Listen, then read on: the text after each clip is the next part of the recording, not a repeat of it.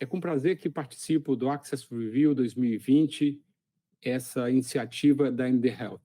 Vamos falar sobre o cenário atual e o futuro das doenças crônicas, com foco nas doenças neurológicas e, dentro das doenças neurológicas, com foco na doença cerebrovascular.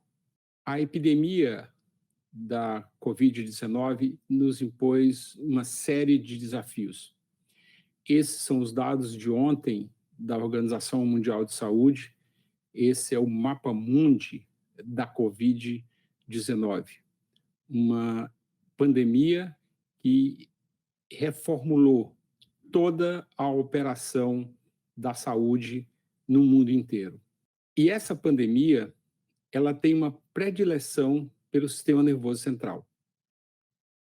Nós sabemos que, de um modo geral, quase 3% dos pacientes apresentam complicações neurológicas, mas esse percentual praticamente dobra nas formas mais graves da Covid-19. A predileção do SARS-CoV-2 pelo sistema nervoso central pode ser explicado pela quantidade de receptores ACE2 que nós encontramos no sistema nervoso central, no cérebro, no diencéfalo e no tronco cerebral. Além do que, várias células neuronais, elas têm receptores para ACE2 e são, portanto, sítios de entrada para o Covid-19.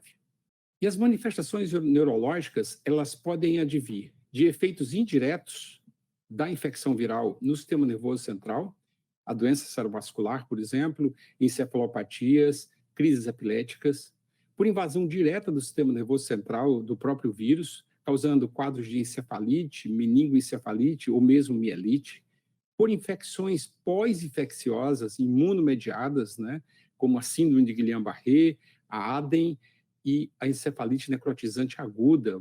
Tivemos, inclusive, um caso recente de um extremamente grave, que o paciente foi a óbito por uma encefalite necrotizante aguda. E outras manifestações, dentre elas, a que mais os pacientes se queixam, que é a perda do olfato, anosmia, e a perda do paladar, ageusia, além de quadros de miopatia. Nós aqui vamos abordar o impacto dessa pandemia na doença cerebrovascular especificamente. A doença cerebrovascular, o AVC, é a doença que mais mata na maioria das cidades e estados brasileiros. Cerca de 10% de todas as mortes ocorrem por AVC, e pacientes que têm AVC em um ano, um quarto deles estão mortos, e 17% dessa mortalidade ocorre ainda na internação. A doença cerebrovascular não é a doença que mais mata no resto do mundo. Na Europa, ela já é a terceira ou quarta. E nos Estados Unidos, desde 2013, ela é a quinta doença que mais mata os americanos. Mas aqui no Brasil, na maioria dos estados, ela ainda é a doença que mais mata ou a segunda doença que mais mata. Segundo detalhe, o AVC é a primeira causa de incapacidade, e isso aí é no mundo inteiro, não é só aqui no Brasil. Pois, após um AVC, em um ano, só 25% dos pacientes retornam ao trabalho, 25% a 30%, e cerca de um quarto desses doentes estão completamente acamados e completamente dependentes. E algo que se fala muito pouco, mas que é muito relevante: o AVC mata mais mulheres do que o câncer de mama e mata mais homens do que o câncer de próstata. E nós mandamos os homens e as mulheres fazerem prevenção de câncer de mama e de câncer de próstata. E não falamos para que eles façam a prevenção do AVC, que é uma doença prevenível desde que controle os fatores de risco. A maioria dos AVCs são AVCs isquêmicos. 80% dos AVCs, e essa é uma casuística nossa, aqui do Brasil, 80% dos AVCs são isquêmicos e 20% dos AVCs são hemorrágicos. E o AVC é uma doença cujo tratamento é tempo dependente, pois a cada minuto 2 milhões de neurônios morrem quando ocorre uma oclusão de uma artéria cerebral. E vejam que o AVC tem tratamento, que é a dissolução do coágulo. A maioria dos AVCs são isquêmicos, e esses AVCs, eles têm tratamento utilizando uma medicação que dissolve o coágulo e dissolve o trombo. E naqueles pacientes cujo trombo é maior ou ele está em artérias de maior calibre, esses trombos podem ser retirados com stent retrievers e a circulação volta a acontecer. Só que, vejam nesse gráfico, quanto mais tempo você demora para tratar esse doente, piores são os resultados. Então, um paciente tratado, a cada 2 pacientes tratados aos 90 minutos do início dos sintomas, um fica muito bem. Quando isso ocorre 3 horas depois, só a cada 7 um fica bem. E quando isso ocorre com 4 horas e meia depois, que é o tempo máximo para se fazer o tratamento, só a cada 14 um paciente melhora. E o que tem o AVC com Covid-19? Desde os primeiros relatos na China, ficou muito evidente que os pacientes que apresentavam a infecção pelo Covid-19, eles tinham muito mais AVCs do que a população da mesma idade. Então, desde relatos iniciais, inclusive relatos em pessoas jovens, menos de 12%, em torno de 12% só dos AVCs ocorrem em pessoas abaixo de 50 anos, e nós tivemos diversas descrições de AVCs em pacientes jovens. Esse caso, por exemplo, é um caso de um paciente de 73 anos, um dos primeiros relatos de AVC, com uma doença pulmonar já bem evidente na tomografia, que apresentou esse AVC na artéria cerebral média esquerda. Portanto, AVC é uma complicação frequente do COVID, sobretudo as formas mais graves. Os mecanismos pelos quais esses pacientes fazem AVC, eles podem ser diversos. Estima-se que endotelite ou a própria infecção viral do endotélio poderiam ser fatores que levariam à formação de coágulos, de trombos e AVCs isquêmicos, mas também distúrbios da coagulação. Esse gráfico mostra claramente pacientes que sobreviveram e que não sobreviveram da infecção de Covid-19, e vejam que o dedímero dos pacientes que faleceram, ele aumentou muito. Os níveis são muito diferentes dos pacientes que sobreviveram, e 71% desses pacientes que não sobreviveram, ou seja, que faleceram, tinham coagulação intravascular disseminada. Só que, com a chegada da pandemia, o que se disse para as pessoas? Para não procurar o hospital, para ficar em casa, para guardar repouso. E o que a gente viu a partir de março, sobretudo do dia 17 de março, quando as restrições à movimentação foram colocadas? A gente viu que houve uma diminuição da chegada de pacientes com AVCs às emergências. Esse é o gráfico do DataSUS, que mostra o ano de 2019, à esquerda, e à direita, as internações por AVC em 2020, dados consolidados até junho.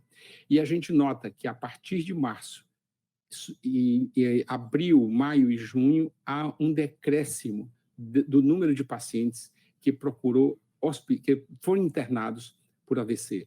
Isso também a gente vê na taxa de trombólise, nos pacientes que foram submetidos à taxa de trombólise. Nós vemos à esquerda os números de 2019 e à direita os números de 2020, com uma queda importante, sobretudo no mês de abril.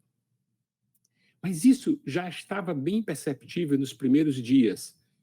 Esse artigo, publicado pelo grupo de Joinville, já observava que, quando eles compararam as taxas de pacientes que chegavam na emergência lá do Hospital São José, que é o que coordena o Joinville, hoje tem um dos melhores sistemas de assistência ao AVC no país.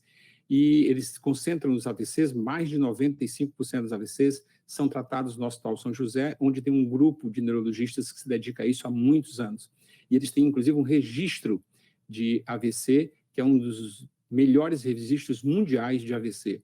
Então, olha o que Joinville percebeu. Já nas primeiras semanas, esse artigo foi publicado em abril, já nas primeiras semanas, após as restrições de circulação e as orientações para que os pacientes pudessem restringir as suas movimentações, houve uma diminuição de 36% na chegada de pacientes ao hospital, sobretudo aqueles pacientes com AVCs leves, com sintomatologia leve a moderada. Os graves continuaram chegando, mas os AVCs leves a moderados, eles não procuraram o hospital. E, obviamente, que não fazendo isso, não se beneficiaram da trombólise, não se beneficiaram dos tratamentos para o AVC.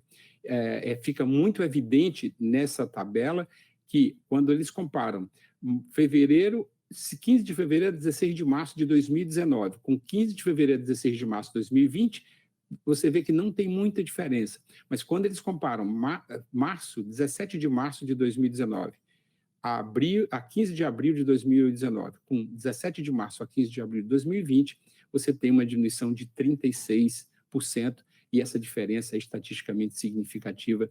A gente vê isso pelos valores de P, sobretudo nos pacientes com AVCs leves a moderados, nos quais houve uma diminuição de 41% da chegada ao hospital. Esse gráfico que eles mostram é muito ilustrativo disso que eles perceberam. Vejam que em cima, no primeiro gráfico, a gente vê os pacientes de 2019, todos de 2019. No segundo gráfico, a gente vê de fevereiro a março, a 16 de março, e o último gráfico a gente vê de 17 de março em diante, e a gente vê que nitidamente houve uma diminuição e houve um retardo na procura dos pacientes ao hospital. Isso, certamente, com graves sequelas, aumentando muito mais o número de sequelados e de mortes pós-AVC. Com essa realidade estabelecida, nós da Sociedade Brasileira de Doenças Cerebrovasculares, junto com a Sociedade Brasileira de Neuroradiologia, reunimos um grupo de 32 especialistas de todo o país na doença cerebrovascular e na neuroradiologia, e traçamos e publicamos nos arquivos de neuropsiquiatria, já no final de maio, os guidelines para a atenção desses pacientes durante a pandemia. Esses guidelines, eles têm esse fluxograma e ele divide os pacientes em se eles têm sintomas compatíveis com COVID ou não, e a partir daí eles são direcionados para a ala específica de COVID ou ficam na emergência geral, e a partir daí eles vão para a estabilização e vão para procedimentos de trombólise e de trombectomia, com todos os cuidados estabelecidos e delineados nesse nosso artigo, e os pacientes que estão fora da janela de trombólise ou de trombectomia, eles são colocados, que são COVID positivo, eles vão para a unidade de COVID, têm a estabilização clínica e seguem o protocolo de AVC. Nós temos muito o que aprender ainda com essa pandemia, e na doença cerebrovascular nós podemos dizer que atualmente, em setembro, as coisas começaram a melhorar. Os pacientes estão retornando gradualmente, sobretudo nas áreas do Brasil onde a assistência, onde a pandemia já mostra sinais de arrefecimento. Mas, certamente, nós ainda deveremos levar alguns meses para voltar às mesmas taxas de performance que tínhamos antes da pandemia. Muito obrigado a todos. Era isso que eu tinha para falar. Obrigado.